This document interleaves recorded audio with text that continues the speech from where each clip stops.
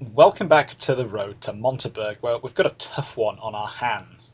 It's now just before dawn on the 9th of June, so almost 24 hours since we liberated Neuville-au-Plan, and US forces have pushed up towards their ultimate objective, the Montebourg-Laham line. Last night, the leading US elements ran into strong resistance north of Magneville. Now that it's getting light again, we're going to be leading the assault on the left side of the enemy line with Dog and Easy Companies, 2nd Battalion, 325th Glider Infantry Regiment. Once we've punched a hole in the German positions astride the Laham-Cosseville Road, 1st and 2nd Battalions of the 506th Parachute Infantry Regiment will pass through us and continue the attack towards Montebourg Station. Nice and simple, right? But simple doesn't mean easy. There are a few things that are going to make this mission considerably more difficult than it sounds. Firstly, we are attacking on a narrow front. Off to the left of the map, we have the Murderous River, and off to the right, we have the boundary line separating the 325th Glider Infantry Regiment from the 8th Infantry. Overall, the attack has a width of only 500 meters. This is bad because it reduces my options. There's not going to be any fancy flanking going on here. I'm pretty much entirely restricted to going at the enemy head on. On its own, mounting a frontal assault isn't necessarily a bad idea. I've been doing that a fair bit in the preceding missions. The difference now is that I have a considerably weaker force. Not only do I have no armour or cavalry support, so no Shermans, no Greyhounds, no HMCs, but I'm commanding Glider Infantry. Glider Infantry are a kind of halfway house between parachute and line infantry. Being deployed via gliders means that they can bring heavier small arms than the airborne, but they're still limited in their heavy weapons by weight restrictions, so they have lighter support weapons than the line infantry.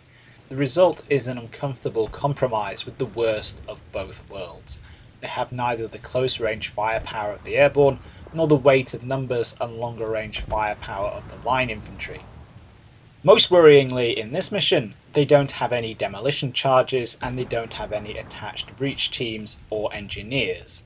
So getting through Bocage is going to be an exercise in finding pre-existing and probably covered gaps and holes. This firepower deficit is somewhat made up for by the attachment of 3 M1917 heavy machine guns and a pair of 81mm mortars, as well as a 4-gun battery of 75mm pack howitzers on call, but this is really a lot less combat power than I've gotten used to using in the preceding missions. The terrain is also not attacker friendly. This is a very open map with some long sight lines and limited approach options. In many ways it's actually quite similar to the first mission on Utah Beach, but with what is, according to the briefing, significantly beefed up opposition. WN3 was held by an understrength platoon of conscripted prisoners of war. The enemy line ahead is apparently manned by 2 platoons worth of German grenadiers who have had time to set up. Not only are they dug in and determined to fight, but the briefing suggests that they have artillery registered on all avenues of approach. This is probably the scariest thing I've read in one of these briefings so far. Enemy artillery has been conspicuously absent up until now. The briefing also mentions a small delaying force just up ahead in Le Goulet, so I can expect to hit an outpost line there before we get to the real work. I'm expecting the bulk of the defence to be at the back, definitely taking advantage of the Bocage lining the Cosseville Road, which is a forward slope position with excellent long-range fields of fire, covering all of these open fields that I have to cross. But I'm also expecting to find resistance along the Bocage line of the Route des Moiselettes, in the bottom of the valley. In other words, as I advance, I'm going to be exposed to fire from 2 sets of positions in depth at the same time, which is not good. I'm looking at a counter-slope defence, a forward slope position behind a reverse slope. Despite all this doom and gloom, I have 2 things going for me. First of all is the gloom. It's a dawn attack. The weather is horrible. It's raining heavily. If I can move fast enough, I may well be able to close the range to the enemy positions without drawing too much fire. That's going to require me to really punch forward early on though, straight into that outpost line in Ligule, which could prove interesting to say the least. Secondly, the Kosovo Road is my only objective, and it is a touch objective, so I don't need to worry about clearing out the entire back of the map to secure it. I just need one of my pixel truppen to set foot inside that area. The logic is that the enemy defence is linear, so it's entirely compromised if it gets breached at any point. This will expose the German defenders to being rolled up. They'll fall back from this line instead of hanging around waiting to be destroyed from the flanks. This feeds into the bigger picture. The enemy is always going to fall back from this line under pressure, but the briefing assures me that if I can successfully carry out this mission, the Germans will have less time to prepare their defences for the next one. So I have a bit of bigger picture cost-benefit to play with here. It might be worth taking heavy losses in this mission to make life easier further down the line. The plan then is to punch it. Speed is going to be critical. I'm going to surge through Ligule, leave my fire support on the blockage line at the top of the ridge to provide a base of fire, and then push forward. With any luck, I can start drawing comparatively ineffective long-range fire from my positions in Ligule, letting me identify enemy heavy weapons and concentrate my own fire on them to either suppress or destroy them before my infantry become engaged and bogged down. Whatever happens, this one is going to get messy. It's not going to get messy straight away though. Pushing forward on the left draws no fire and uncovers no contacts. It doesn't look like the advertised enemy outpost in Ligule is awake until a two-man scout team in the centre draws fire as it crosses the road. There's a machine gun off to the right in the corner of the road enfilading the village. It hasn't picked up on my forces on the left because of the darkness, but that darkness isn't going to last. I'm going to have to go and deal with that machine gun before the light improves and it starts giving me flanking fire. I'm able to quickly direct one of the 60mm mortars onto the enemy MG, which looks like it lands some hits, but the LMG team I send forward to try and winkle the enemy out takes a casualty to more enemy infantry near the house on the corner.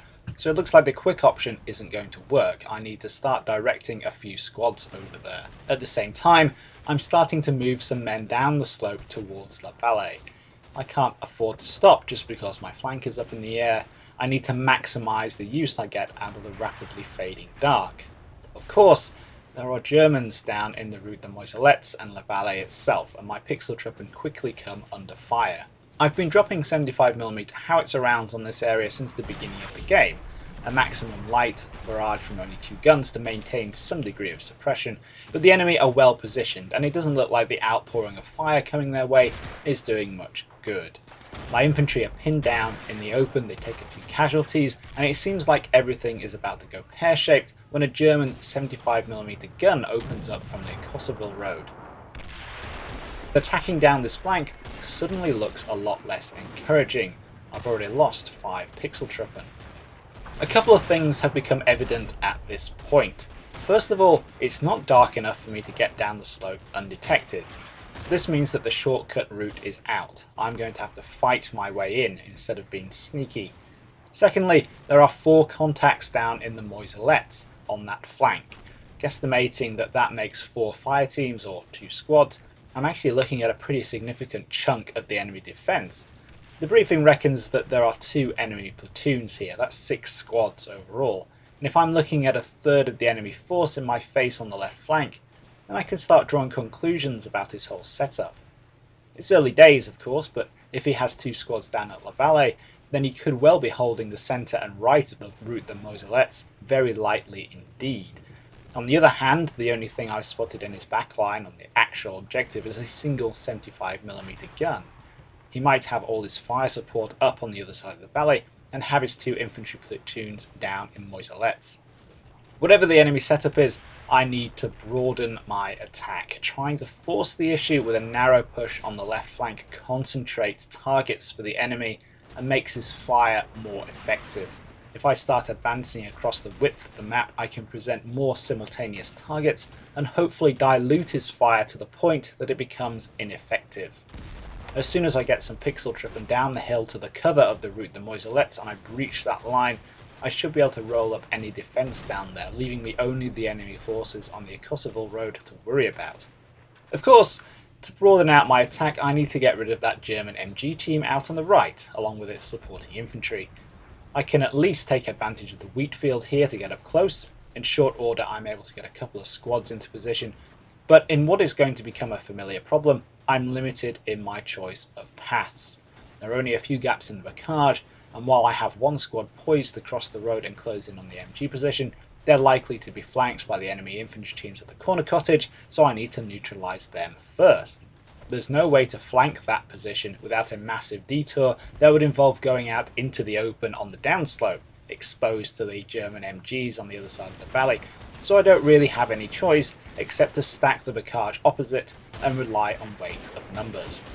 The Germans across the road rely on hand grenades, and in the confined space that I've got, they wreak enough havoc and cause enough casualties to allow them to break contact and pull back. That's not ideal, but it does leave the far right uncovered, and I can quickly exploit that with one squad's BAR element, which not only discovers a couple of dead Germans on the MG position, but spots and opens up on the enemy infantry teams escaping into the field. The fact that they managed to put one down is less important than the fact that the Ligule road is now clear. I can start crossing it to broaden out my attack without worrying too much about flanking fire. While all this has been going on, things have been developing over on the far left. As more of my fire support has come online, especially a couple of the 60mm mortars and an M1917, I've actually gained some degree of fire superiority, and despite being 5 men down, the teams of my lead squad are making some progress. This lasts until they get down to the bottom quarter of the slope, where they enter the field of an MG42. This is in a nasty little defilade position, already hard to spot because it's behind a hedgerow. It's masked from my fire support at the top of the hill by the bocage on the other side of the road, and is currently completely unsuppressed. It stops the advance cold, pinning my troops and then picking them off as they cower in the open field. I can just about get some fire onto that position, but it's going to take a little while to shut that MG down. This is bad news for the 2nd Infantry Squad I fed into that field, who are also stuck out in the open. It's getting lighter all the time, and more enemy positions on the Kosovo road are making their presence felt. There's not only a tripod-mounted MG42 in the centre, but a pair of wooden machine gun bunkers on the left. There's no way my infantry can stay where they are, they'll be cut to shreds. There's no sense in going back because they'll just have to do it all again, so they have no choice but to go down the hill with the hope that the Germans at the bottom are too busy cowering to open up on them. The push on the left is at least occupying the enemy's attention. I've managed to get a couple of squads across the road in the centre to where they can use the comparative concealment of this orchard to advance. They're considerably less exposed to enemy observation here, though it's not without its own problems. All of the fields are compartments separated by impassable bocage, whether it's low or tall, and movement between them is limited to gaps and gates. Although there's no resistance at the bottom of the orchard, there's no way through onto moiselets either. There are a couple of gaps on either side of the orchard, but getting to these means going back up the slope. The field on the left is totally open and fully exposed to the 2 bunkers and the 75mm gun, not to mention any surviving infantry that might persist down near La Vallée, so they've got to go right. There's no way out of the next field either, but at least it has a few trees that break up the enemy's line of sight, and it's pretty easy to get into the next field after that, which does offer a covered route down to a gap onto the route than moiselets.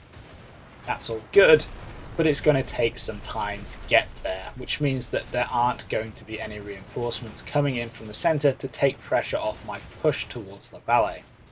There is some fire support coming online though. I've lifted the 75mm barrage from the stretch of moiselets in front of La Vallée to the stretch of the Kosovo road overlooking it.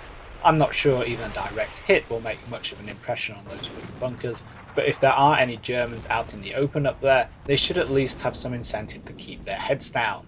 That 75mm field gun is getting more specific attention. I've brought one of my 81mm mortars up to engage it directly. This is apparently pretty effective, although I don't have any confirmation that the 75mm has been knocked out or decrewed. there have been a few encouraging near misses and an even more encouraging halt to 75mm shells coming in my direction. Of course, this is all taking time. By the time I have a full squad just outside La Vallée, 25 minutes have passed and it is now definitely light enough for the entire string of enemy heavy machine guns up on the ridge to start spotting and engaging infantry teams as I try and feed them out of La Goulet and into the orchard in the centre. Worse, the enemy can see well enough to start calling for mortar and artillery fire. After a few spotting rounds, which at least indicates that the enemy doesn't have any TRPs, what looks like a quick mortar barrage falls at the top of the slope on the left. Its intended target, surely the infantry I had up there a few minutes ago, has gone, and it doesn't do much except plough the field.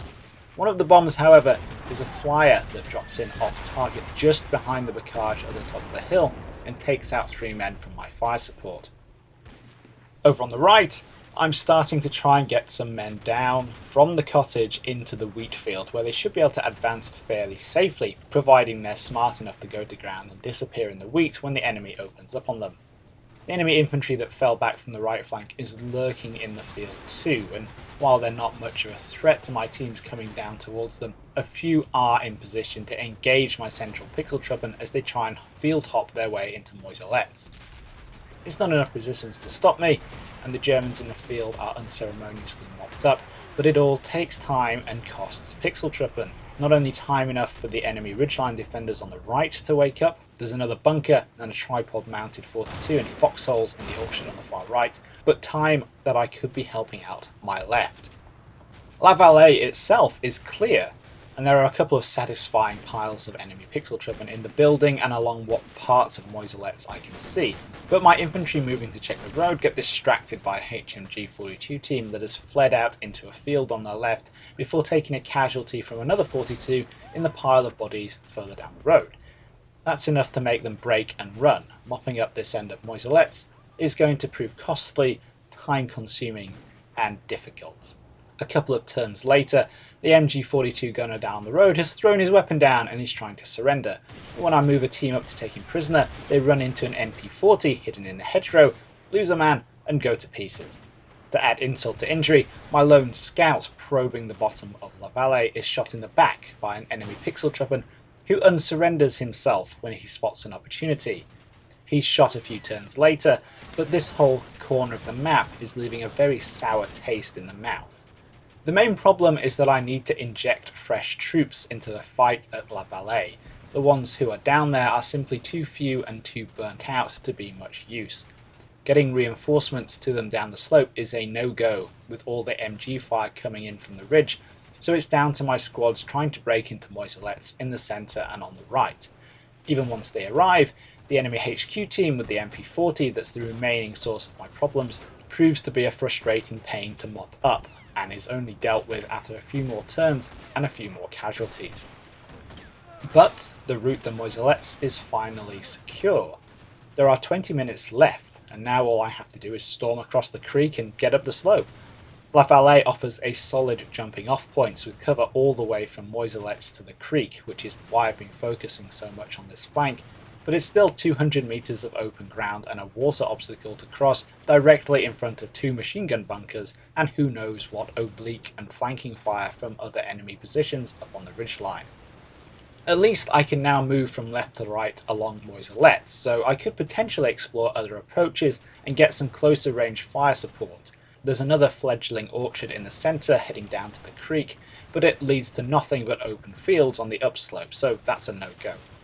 On the right, there's a clear path through this wheat field, and then a covered route up these fields all the way to the Courceville Road, but despite being more appetising, this one is also not a realistic option.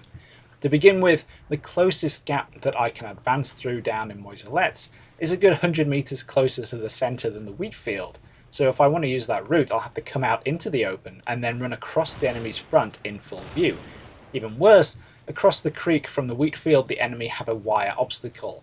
That's not going to physically stop my Pixeltruppen, but it will slow them down significantly just ahead of the HMG 42 and the foxholes, and under whatever oblique fire the enemy can bring to bear in them from elsewhere on the ridge. So I'm stuck with the left. It's not perfect, it's nowhere near perfect, but it looks like the least worst option.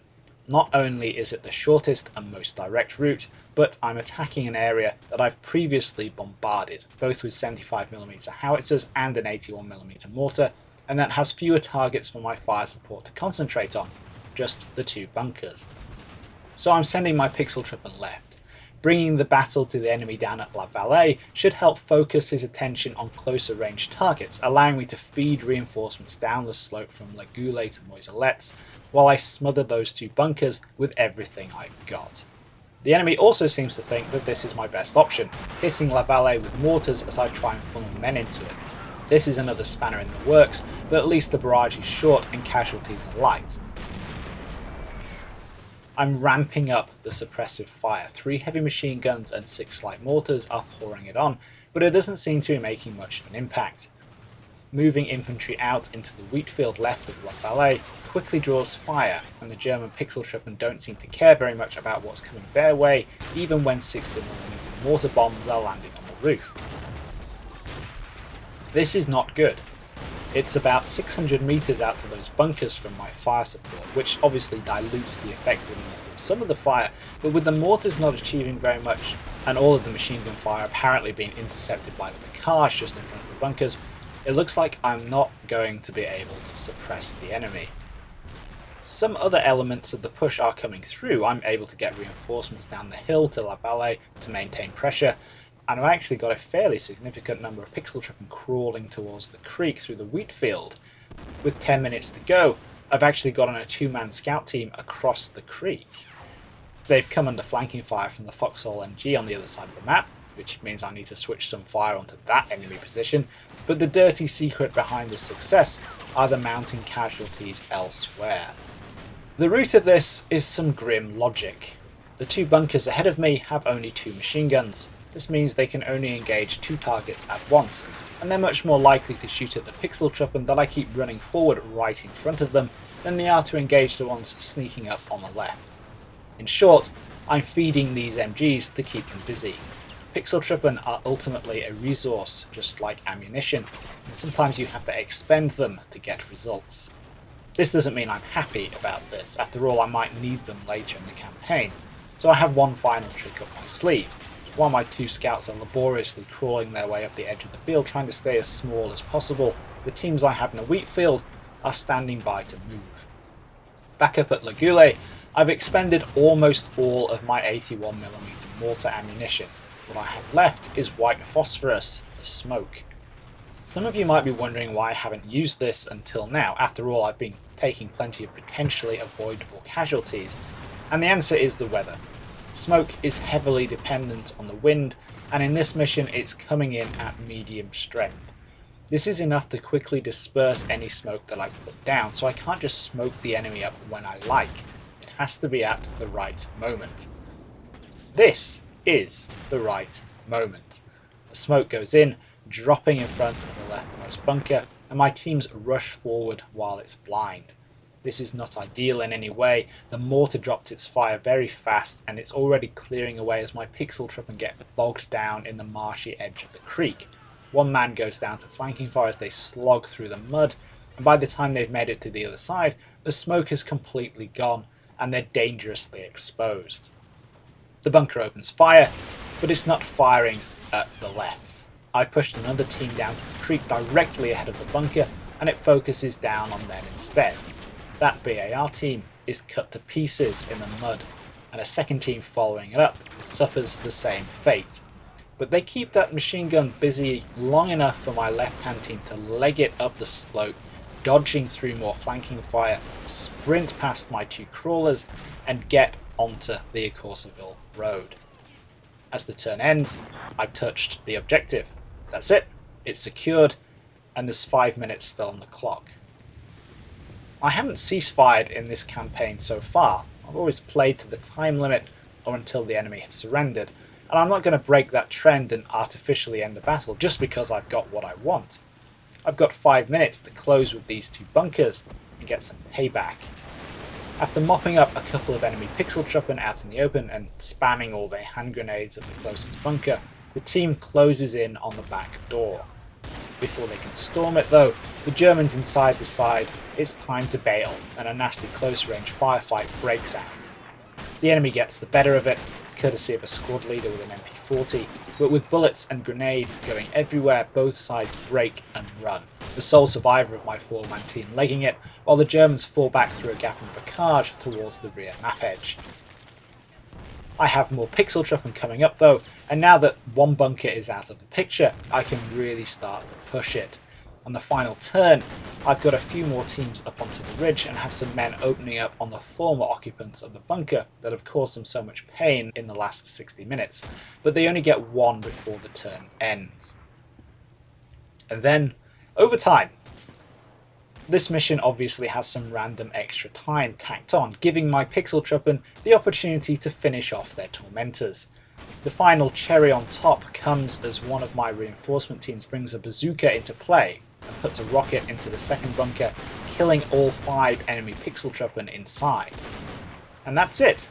Overtime comes to a close and the game ends. It's a major victory. I touched the Courceville road, the German defence is breached, and now they have to fall back or get rolled up by some very angry glider infantry. I've taken the highest casualties I have so far in the campaign, 38 dead and 28 wounded, but I still have 240 men still in the fight, so I've only lost about 20% of my force. The Germans have suffered about the same amount, 43 dead, 20 wounded and 2 men taken prisoner, leaving them 30 still alive, but the enemy losses are pretty much immaterial here. This was a tough mission, and there are a lot of things that make it tough, but fundamentally it felt all the way through like if I had the right equipment or the right assets, then everything would be so much easier. Engineers or breach teams to blast through the bocage would have sped things up and given me so many more options. Tanks or AT guns would have allowed me to smash those bunkers at the back. Hell, I could even have settled for a couple of those 75mm pack howitzers I had in support, dragged onto the map and used in the direct fire role. But the player doesn't have any of these assets for this mission, and while I've kept my losses pretty low so far in the campaign, that's because I've been able to avoid circumstances like this. When it comes down to it though, and there are no other options, then this game becomes an exercise in ruthlessly weighing pixel truppen expenditure against the need to get the job done. There are a few things I would have done differently.